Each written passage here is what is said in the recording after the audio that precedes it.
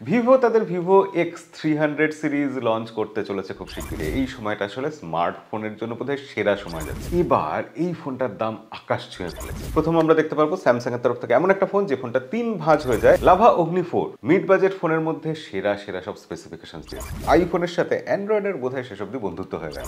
AI এর খবর শুনলে চমকে যাবেন। আমরা আমাদের প্রিয়জনকে অমর করে রাখতে পারবো, চিরকালের জন্য বাঁচিয়ে রাখতে পারবো। ব্লু হরাইজন রিইউজেবল রকেট বানিয়ে ফেলেছে। হ্যাঁ, ঠিক জায়গাতেই এসেছেন। টেক দুনিয়া গত এক সপ্তাহ জুড়ে দুর্ধর্ষ কিছু ঘটনা ঘটেছে, আর সেই সব খবর জানার জন্য আজকের ভিডিওটা অবশ্যই দেখতে হবে। তবে আপনি যদি সত্যিকারের টেক এনথুসিয়াস্ট হয়ে থাকেন তাহলে আমাদেরকে সাবস্ক্রাইব করে রাখুন, কারণ প্রতি সপ্তাহে টেক দুনিয়ার লেটেস্ট খবর নিয়ে, সায়েন্সের খবর নিয়ে আমরা আপনাদের সামনে হাজির হই। তাই সময় নষ্ট না করে চলুন আমরা প্রথম খবরের দিকে যাই। প্রথমেই বলবো, এই যে সময়টা যাচ্ছে, এই সময়টা আসলে স্মার্টফোনের জন্য বোধহয় সেরা সময় যাচ্ছে। বছরে একসাথে পরপর এতগুলো স্মার্টফোন এবং ফ্ল্যাগশিপ লেভেলের স্মার্টফোন এর আগে কোনো সময় রিলিজ হয়েছে বলে আমার মনে পড়ছে না। ওপোর তরফ থেকে find X9 series, find X9 launch হয়ে গেছে প্রায় 75,000 টাকা। ফাইন্ড X9 প্রো, তার দাম তো আকাশ ছোঁয়া, লাখ খানেক টাকা। তবে হ্যাঁ, ওপোর ফোনগুলোতে অবশ্যই ক্যামেরা খুব ভালো দেওয়া হয়েছে, ফ্ল্যাগশিপ লেভেলের জিনিসপত্র ইউজ করা হচ্ছে, কারণ ওপোর তরফ থেকে সেরা ফোন, প্রতি বছরের সেরা ফোন হয় এই ফাইন্ড X সিরিজ। তো এবার এই 9 সিরিজ তারা ভালো করেছে, কিন্তু দাম শুনলে হাতটা ছ্যাঁত করে ওঠে। এরপর বলবো Realme GT8 pro.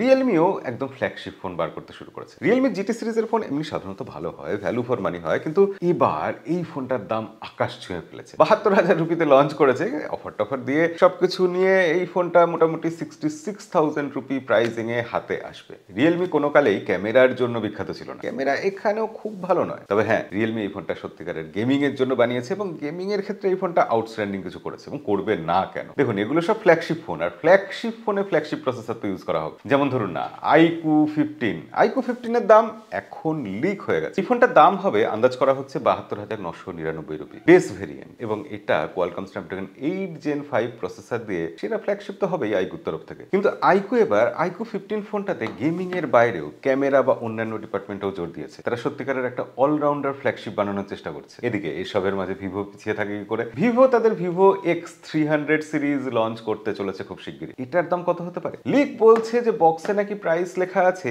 X300 pro এর ক্ষেত্রে 1,09,990 টাকা। মানে যখন মার্কেটে আসবে দামটা ওই 1 লাখের আশেপাশেই ঘোরাফেরা করবে। কিন্তু এত দামি দামি ফোনের মাঝে তাদের লাভা অগ্নি সিরিজের ফোন নিয়ে এসে আমাদের সবাইকে চমকে দিয়েছে। লাভা অগ্নি 4 মিড বাজেট ফোনের মধ্যে সেরা সব স্পেসিফিকেশন দিয়েছে। হ্যাঁ, ক্যামেরা ডিপার্টমেন্টে একটু দুর্বল, কিন্তু সেই জায়গাগুলো সফটওয়্যার আপডেট দিয়ে লাভা চাইলে ঠিক করে দিতে পারে। কিন্তু সবথেকে বড় ইউএসপি এই ফোনের যে একদম ক্লিন সফটওয়্যার, সাথে ভালো ডিউরেবিলিটি, ভালো প্রসেসর, একটা ইন্ডিয়ান ব্র্যান্ড, চাইনিজ ব্র্যান্ড নয় কিন্তু Indian brand, value for money একটা ফোন বানাচ্ছে, এটা দেখলেও ভালো লাগে। বাই দ্য ওয়ে, এর মাঝে যদি আমরা মোটোরোলার কথা না বলি তাহলে একটা অন্যায় করা হবে। মোটোরোলা তাদের মোটো G67 পাওয়ার সাথে G57 পাওয়ার দুটো ফোন লঞ্চ করে দিয়েছে। তবে হ্যাঁ, এই ফোনগুলো এই পুরনো কিছু ফোন সামান্য কিছু চেঞ্জ করে মোটোরোলা লঞ্চ করছে, এবং ইদানিং দেখা যাচ্ছে মোটোরোলার ফোনে আফটার সেল সার্ভিস অতটা ভালো নয়। ফোনে নানা রকম প্রবলেম আসছে, সার্ভিস সেন্টার সেগুলো ঠিকঠাক সলভ করছে না, পার্টস পাওয়া যাচ্ছে না, ইউজারদের ফিডব্যাক, এটা কমপ্লেন। এটা এবার মোটোরোলা সাধারণত দেখা যায় যে ইউজার ফিডব্যাক নিয়ে নিজেদেরকে ইমপ্রুভ করে, প্রতিবার করেছে এর আগে, এবার যদি করে তাহলে অবশ্যই মোটোরোলার ফোনের বিক্রি যেভাবে বেড়েছে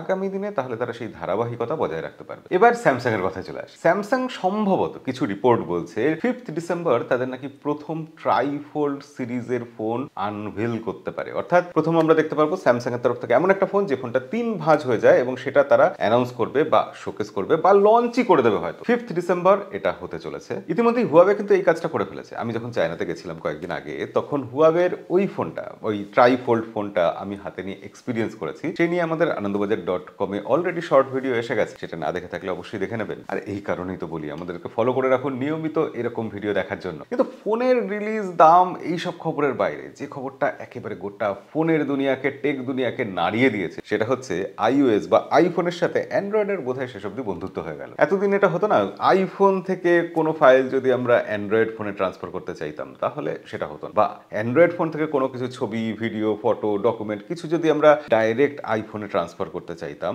তাহলে সেটা হতো না। কিন্তু এবার কুইক শেয়ার, অ্যান্ড্রয়েডের কুইক শেয়ারের সাথে iOS এর এয়ার ড্রপ বন্ধুত্ব করে ফেলেছে। পিক্সেল 10 ফোনে আপাতত এই জিনিসটা প্রথম আমরা দেখতে পাবো, তারপর একে একে অ্যান্ড্রয়েডের বিভিন্ন ডিভাইসে এই আপডেটটা চলে আসবে। দেখুন, রিসেন্টলি আমরা জানি যে গুগলের সাহায্য নিচ্ছে অ্যাপেল তাদের এআই আনার জন্য ফোনের মধ্যে। এআই এর দৌড়ে অ্যাপেল পিছিয়ে পড়েছে, বাধ্য হয়ে তারা গুগলের কাছে গেছে জেমিনাই ইন্টিগ্রেশন করবে, সিরির মধ্যে মধ্যে। এবার তার বিনিময়ে গুগলের সাথে তো একটু বন্ধুত্ব হবেই, তাই সেটাই শেষ অবধি সম্ভবত হতে চলেছে। তবে হ্যাঁ, এখনো অবধি কিন্তু আইফোন থেকে অ্যান্ড্রয়েডে কোনো কিছু ফাইল পাঠানো যাচ্ছে না। হ্যাঁ, অ্যান্ড্রয়েড থেকে আইফোনে এখন সবকিছু পাঠানো যাচ্ছে, তবে এটা কিছুদিনের ব্যাপার, আশা করা যায় তারপর এটা ঠিক হয়ে যাবে। এবং যত এগুলো ঠিক হয়ে যাবে তত অ্যান্ড্রয়েড ফোন আর আইফোনের দূরত্ব ঘুচে যাবে, তফাৎ মুছে যাবে। এই ব্যাপারে আপনার কি মতামত, যে অ্যান্ড্রয়েড আর আইফোনের যদি দূরত্ব ক্রমশ কমতে থাকে সেটা কি ভালো হবে? কমেন্টে লিখে জানাবেন অবশ্যই। এবার একটা অদ্ভুত খবর বলবো, এআই এর খবর, শুনলে চমকে যাবেন। 2Y বলে একটা কোম্পানি, তারা এমন একটা অ্যাপ্লিকেশন বার করেছে যে অ্যাপ্লিকেশনের মাধ্যমে আমরা আমাদের প্রিয়জনকে অমর করে রাখতে পারবো, চিরকালের জন্য বাঁচিয়ে রাখতে পারবো ফোনের মধ্যে। জিনিসটা এরকম, আপনি যদি আপনার প্রিয়জনের 3 মিনিটের একটা ভিডিও শুট করে রাখেন,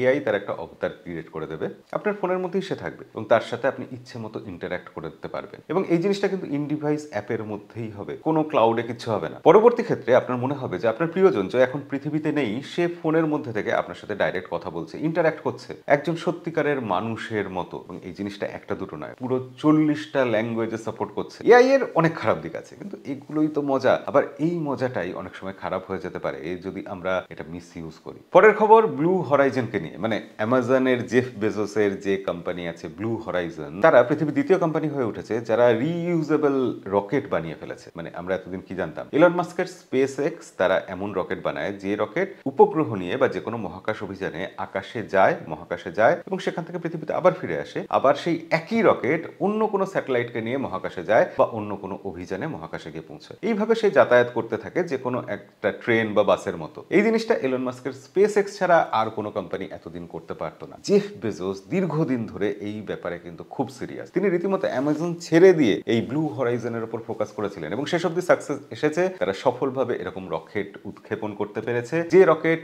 রিইউজেবল। ইলন মাস্কের কথা যেখানে এসে গেল, সেখানে বলেনি যে ইলন মাস্ক দাবি করছেন বা তিনি কল্পনা করছেন, মনে করছেন যে আগামী 20 বছরের মধ্যে মানুষের ব্রেন কম্পিউটারে প্রতিস্থাপন করা যাবে। এবং এই দাবিটা বা এই আশাটা তিনি করছেন তার কারণ ইতিমধ্যেই নিউরালিঙ্ক, তার নিজের কোম্পানি, সেটা অনেকটাই সাফল্য পেয়ে গেছে এইসব রিসার্চে। রিসেন্টলি নিউরালিঙ্ক শো করেছে যে একজন মানুষ, তার মাথায় ওই নিউরালিঙ্কের সব চিপ টিপ বসানো আছে, সে শুধু ব্রেন দিয়ে কন্ট্রোল করে একটা আরসি এরোপ্লেন ওড়াতে পারছে, কন্ট্রোল করতে পারছে, প্লেন উঠছে, কন্ট্রোল করছে এবং রীতিমতো সেটা দেখা যাচ্ছে। অর্থাৎ ভবিষ্যৎ নিউরালিঙ্কের হতে পারে, ইলন মাস্ক আশা করছেন। এবং সেটা যদি হয় তাহলে আগামী দিনে দেখা যাবে মানুষের ক্লোন তৈরি হচ্ছে, একজন মানুষের মস্তিষ্ক চিরকালের মতো কম্পিউটারে রেখে দেওয়া হচ্ছে। আমার মস্তিষ্কটা চিরকাল কম্পিউটারের মধ্যে বেঁচে থাকবে, আমার শরীর মরে গেল। এই ব্যাপারটাও সম্ভব হতে পারে। এইরকম সব খবর শুনে কিরকম মনে হয় আপনার, কমেন্টে লিখে জানাবেন। যদি ভালো লাগে ভিডিও অবশ্যই লাইক করবেন, আগামী দিনে এরকম আরো ভিডিও দেখার জন্য। দেখা হবে পরের ভিডিওতে। আজকের মতো বিদায়।